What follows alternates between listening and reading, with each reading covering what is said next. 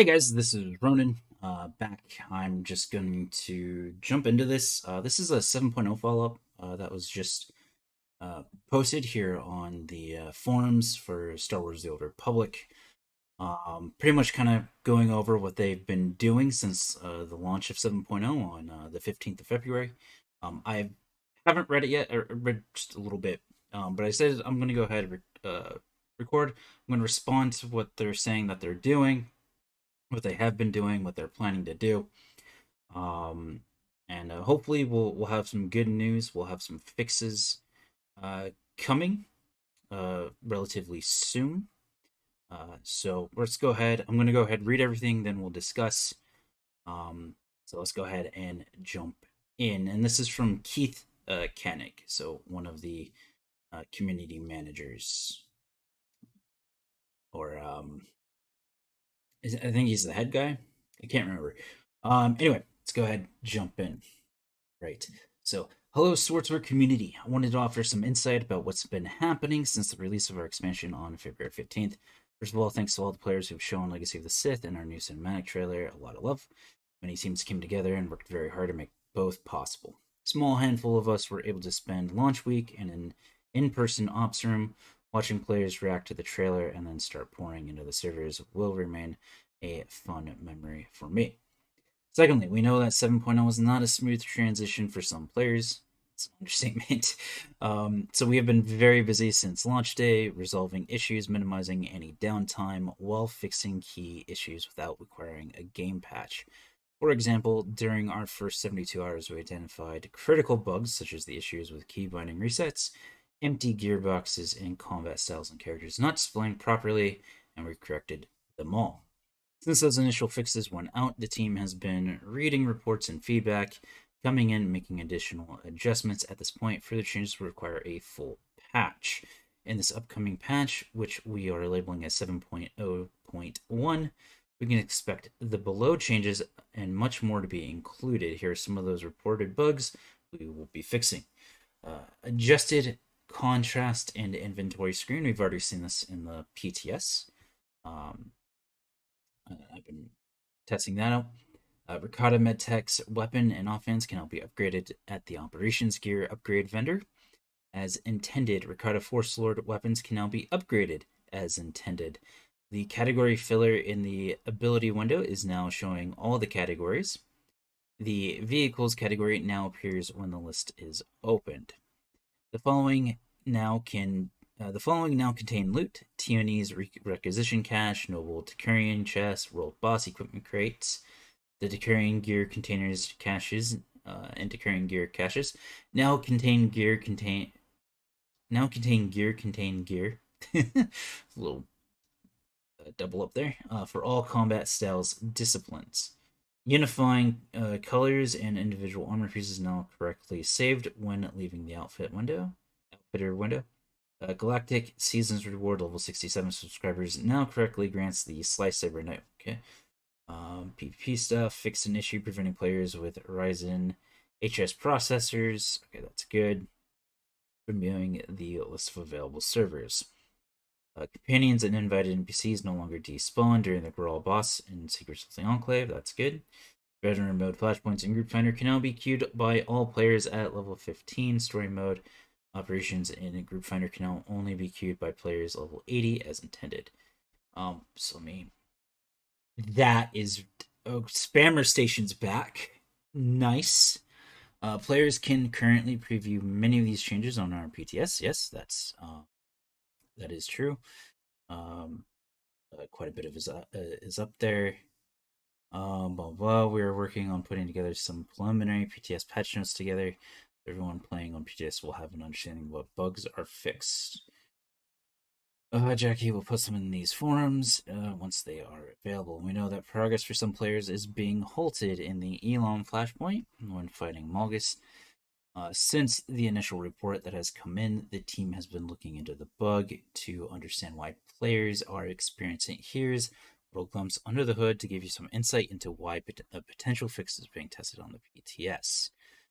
I'm not going to read too much. This is still all about the Malgus fix. You can go ahead and pause to read through that. I'm not too interested. I am trying to avoid Helom as much as possible.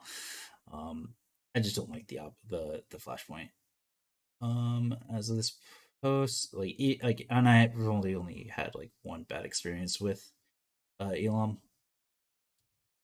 As of this post, this patch will include at least 200 plus fixes. Wow, 7.0 really broke the game. The player facing fixes will be reflected in the patch notes because we are implementing all these fixes in one push. We want to ensure the necessary time is allocated to test them. We're currently targeting March 22nd for 7.0.1, but we will update you all with a confirmed date as we get closer. 7.0 is a foundational update to the game, the fundamental refactoring of abilities and advanced classes into combat styles, the addition of long requested loadouts feature, and the beginnings of new UI, UX, and itemization constitute the most significant systemic changes made to SWTOR since launch. These are only the first steps towards the ambitious and inspiring vision we have for SWTOR's future. We are excited to continue bringing this vision to life in the ongoing updates and additions coming to the game this year and beyond. More story will be coming, including new locations to explore, PvP revamp, and more visual and modernization improvements are also underway. It was always intended that 7.0 would receive multiple updates in 2022 and beyond to celebrate 10 years of SWTOR. Only does the launch of Legacy of the Sith begin the journey into updating the game, but this update also opens the doors to new players who have never experienced SWTOR before. 7.0 is meant to invite new players to the game while also bringing new experiences to returning and veteran players. SWTOR is a 10-year-old game that is very dear to all of us, and we look forward to continuing the journey of a series of updates to make the game the best it can be. Keith. Yeah, project and game director. Right. So that is that is what SWTOR has needed. We've needed a response, and I'm glad they kind of took the time to take a step back, take a look what was wrong, and then put out a message.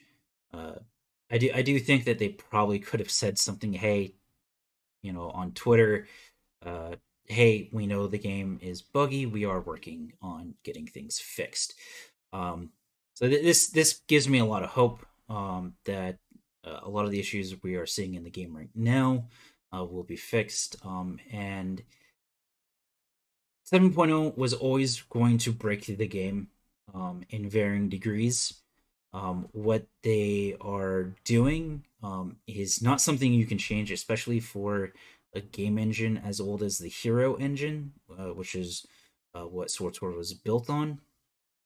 Um, Gosh, it's almost 20 years old, if it hasn't already hit 20 years. So making changes uh, is going to break things, especially when you're adding an entire class onto a single tune. So that way, there's two classes per tune. Um, that's a massive thing. The loadouts, it was always going to be a buggy mess.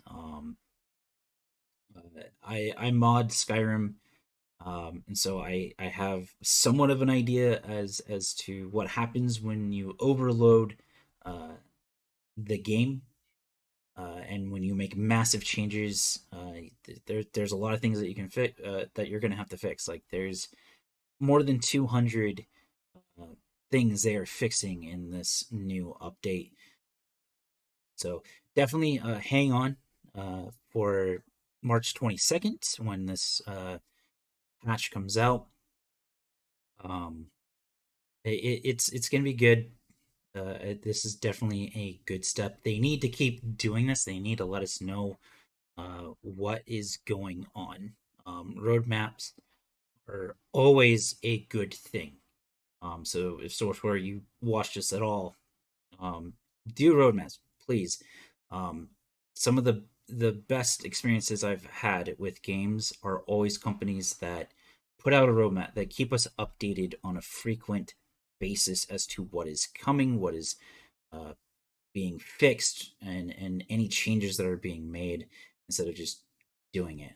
It shows that you care, um, and owning up to mistakes, owning up to issues, um, is just the way to build player trust.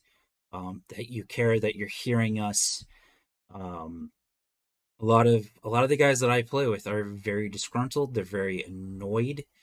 Um, so I hope you continue to listen to everything we have to say, um, and and that you listen to everyone. Uh, not just the minority loud, but you listen to those that are quiet. Because everyone has a different experience with the game. I mean, I'm mostly in the end game nightmare rating crowd now, and they're annoyed with a lot of the changes. Some of them have quit because they just I mean, they got nothing from you, and and I had issues too. Not so bad as some of the other guys, mainly because my class that I primarily play uh, wasn't affected as badly as other classes were with the changes made. Um, so definitely hearing us out, and of course, listen to the casual players, the players that are just starting. Listen to all of us and take that into consideration. Um, this is a very good step in the right direction. We needed this letter. I'm glad. I can't wait to see what the patch notes will be. This needed to happen, so thank you so much. That's gonna do it here, guys. I will be making more videos like this. I have an annihilation guide soonish. I'm hoping. I'm still testing things out, um, but I'm close. I'm real close to having some information out on annihilation. My experiences, I know that it's going to differ from what a lot of other people are saying to do, and I think there is going to be some hot swapping, some making choices kind of based on group composition to make things a little bit smoother and doing things a little bit better. Finally, for the first time, I got to talk to another Annihilation player, so that was really good to kind of hear what he had to say, which I'm fully grateful for him talking to me. It wasn't a very extensive. He's just started back on Annihilation, um, so he hasn't really spent the last 3 weeks trying things out, seeing what works, what doesn't work. Um, so yeah, so be excited for that. Make sure to subscribe if you enjoyed this video. If not, well, I can't help that. Anyway, guys, this is Gaming Ronin, and I will see you all in the next one. Take care.